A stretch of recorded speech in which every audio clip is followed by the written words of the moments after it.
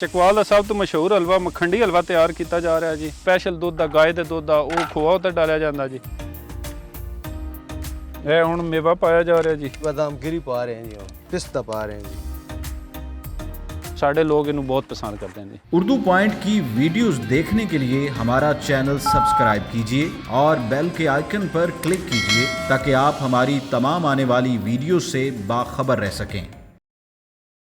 ਚਕਵਾਲ ਦਾ ਸਭ ਤੋਂ ਮਸ਼ਹੂਰ ਹਲਵਾ ਮੱਖਣੀ ਹਲਵਾ ਤਿਆਰ ਕੀਤਾ ਜਾ ਰਿਹਾ ਜੀ।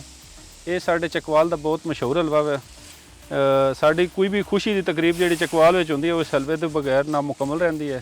ਤੇ ਚਕਵਾਲ ਵਿੱਚ ਇਹ ਸਾਡਾ ਹਲਵਾ ਹਮੇਸ਼ਾ ਖੁਸ਼ੀ ਦੇ ਹਰ ਮੌਕੇ ਤੇ, ਚਾਹੇ ਕੋਈ ਸਾਲਗਿਰਾ ਹੋਏ, ਚਾਹੇ ਕੋਈ ਸ਼ਾਦੀ ਹੋਏ, ਫਿਰ ਇਹ ਹਲਵਾ ਤਿਆਰ ਕੀਤਾ ਜਾਂਦਾ। ਮੱਖਣੀ ਹਲਵਾ ਇਹਨੂੰ ਆਖਿਆ ਜਾਂਦਾ। ਇਹ ਬਹੁਤ ਪੁਰਾਣੀ ਸੌਗਾਤ ਹੈ ਚਕਵਾਲ ਦੀ। ਇਹਨੂੰ ਤਿਆਰ ਕਰਨ ਤੋਂ ਪਹਿਲਾਂ ਜਿਹੜੀ ਚਕਵਾਲ ਦੀ ਦੇਸੀ ਕਣਕ ਹੈ ਖਾਦਾਂ ਤੋਂ ਬਗੈਰ ਪੱਲੀ ਹੋਈ, ਉਸ ਖਾਦ ਦਾ ਅਸੀਂ ਦਲੀਆ ਤਿਆਰ ਕਰਨੇ ਆ ਜੀ। ਦਲੀਆ ਤਿਆਰ ਕਰਨ ਤੋਂ ਬਾਅਦ ਅਸੀਂ ਉਹਨੂੰ ਦੁੱਧ ਵਿੱਚ ਭਿਗੋ ਦਿੰਦੇ ਆ। ਇਹ ਅਸਾਂ ਦਲੀਆ ਭਿਗੋ ਦਿੱਤਾ, ਇਹਨੂੰ ਤਕਰੀਬਨ 1 ਘੰਟਾ ਅਸੀਂ ਭਿਗੋ ਕੇ ਰੱਖਦੇ ਹਾਂ ਜੀ ਦੁੱਧ ਵਿੱਚ। ਇਹ 1 ਘੰਟਾ ਭਿਗਾਉਣ ਤੋਂ ਬਾਅਦ ਦਲੀਆ ਜਿਹੜਾ ਉਹ ਫੁੱਲ ਜਾਂਦਾ ਵਾ ਜੀ। ਉਸ ਤੋਂ ਬਾਅਦ ਫਿਰ ਅਸੀਂ ਚਾਸ ਤਿਆਰ ਕਰਨਾ ਸ਼ੁਰੂ ਕਰਦੇ ਹਾਂ। ਜਿਸ ਟਾਈਮ ਚਾਸ ਤਿਆਰ ਹੋ ਜਾਂਦੀ ਹੈ ਜੀ, ਸਹੀ ਮੁਕੰਮਲ ਚੀਨੀ ਵਿੱਚ ਪਿਘਲ ਜਾਂਦੀ ਹੈ, ਉਸ ਤੋਂ ਬਾਅਦ ਇਹ ਜਿਹੜਾ ਅਸੀਂ ਤਿਆਰ ਕੀਤੇ ਹੁੰਦਾ ਅਲੱਗਾ ਤੋਂ ਦਲੀਆ ਔਰ ਦੁੱਧ, ਇਹਨੂੰ ਅਸੀਂ ਇਹਦੇ ਵਿੱਚ ਡਾਲ ਦਿੰਦੇ ਹਾਂ। ਫਿਰ ਇਹਨੂੰ ਹਲਕੀ ਆਂਚ ਤੇ ਹਿਲਾਉਂਦਾ ਰਹਿਣਾ ਹੁੰਦਾ, ਚਮਚਾ ਰੁਕਣਾ ਨਹੀਂ ਚਾਹੀਦਾ। ਇਹ ਕਿੰਨੀ ਮਿਕਦਾਰ ਪਾਈ ਨੇ ਜੀ ਇਹਦੇ ਵਿੱਚ? इस कि मैं पानी पाया तकरीबन किलो सवा किलो। ठीक हो गया समझ आई नहीं। उसके बाद चीनी डाली है सही है 4.5 किलो चीनी डाल के उसे थोड़ा सा हलाया, चास पकाई, चास पानी बाद नरम किसे घोले, ठीक हो फिर घ्यो पाया है सही है जी 3 किलो। ठीक है जी। ਇਹ ਹਲਵਾ ਤਿਆਰ ਕਰਨ ਤੇ ਕਿੰਨਾ ਟਾਈਮ ਲੱਗ ਜਾਂਦਾ ਜੀ? तकरीबन जड़ा ना ज्यादा जो है ना वो तो फिर ज्यादा टाइम कहता सही है 4 घंटे खा वैंदा। ये थोड़ा टाइम खाया सी घंटा की जड़ा ना खा वैसे।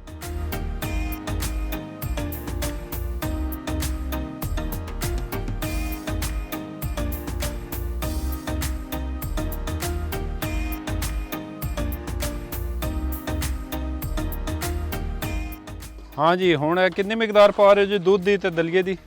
ये 3 किलो दलिया है, अच्छा 10 किलो दूध है।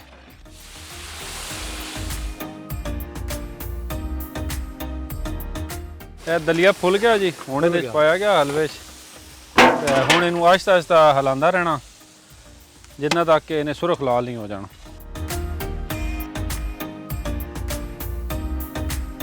ਦੇਸੀ ਕਣਕ ਦਾ ਦਲੀਆ ਜੀ ਤੇ ਦੁੱਧ ਸੀ 10 ਕਿਲੋ, ਇਹ ਪਾਇਆ ਗਿਆ ਜੀ ਇਹਦੇ ਵਿੱਚ। ਅੱਛਾ, ਇਹਨੂੰ ਹੁਣ ਕਿੰਨੀ ਦੇਰ ਹਿਲਾਉਂਦੇ ਰਹੋਗੇ ਜੀ? ये तकरीबन जड़ा ना 10 मिनट हलाएंगे, फिर आस्ता आस्ता इंडिया हलाते रहेंगे फिर। सही है, ठीक है। ठीक थोड़ा सा ही जड़ा ना तेज हलाना पौसी। और जिस टाइम लाल होएगा तो फिर 1.5 ਤੋਂ 2 घंटे लगेंगे। 1.5-2 घंटे लगेंगे।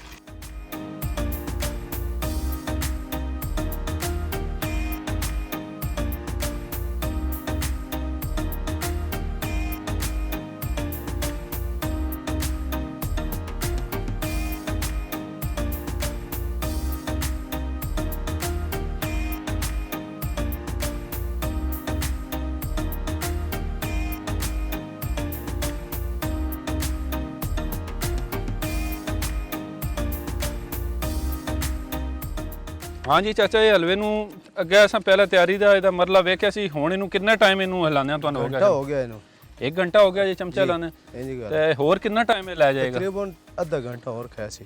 ਅੱਛਾ, ਇਹਦੀ ਤਿਆਰੀ ਜਿਸ ਟਾਈਮ ਹੋ ਜਾਣੀ ਹੈ ਤਾਂ ਕੀ ਨਿਸ਼ਾਨੀ ਹੈ ਕਿ ਹੁਣ ਤਿਆਰ ਹੋ ਗਿਆ? ये बिल्कुल इसनु छोड़ दे सी।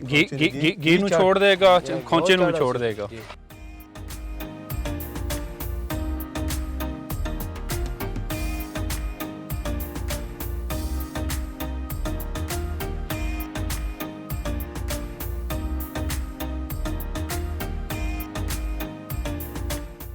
ਸਾਡਾ ਹਲਵਾ ਤਿਆਰ ਹੋ ਚੁੱਕਿਆ ਜੀ ਤੇ ਇਹਦੇ ਵਿੱਚ ਖੋਆ ਪਾ ਰਹੇ ਨੇ।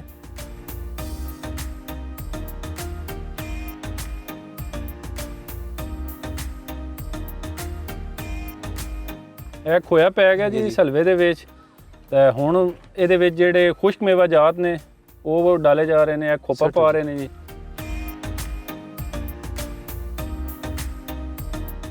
ਸ਼ਰ ਸਾਹਿਬ, ਇਹ ਹੁਣ ਕੀ ਪਾ ਰਹੇ ਹੋ ਜੀ ये ਤੁਸੀਂ? बादाम गिरी पा रहे हैं जी।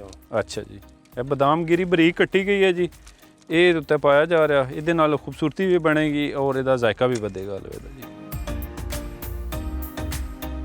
ਹੁਣ ਕੀ ਪਾ ਰਹੇ ਹੋ ਜੀ ਤੁਸੀਂ? ये पिस्ता पा रहे हैं जी। अच्छा जी।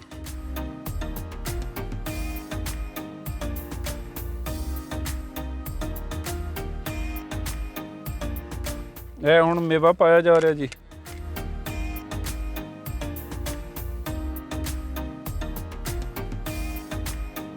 चार मगज। ਇਹ 4 ਮਗਜ਼ ਪਾਇਆ ਜਾ ਰਿਹਾ ਜੀ।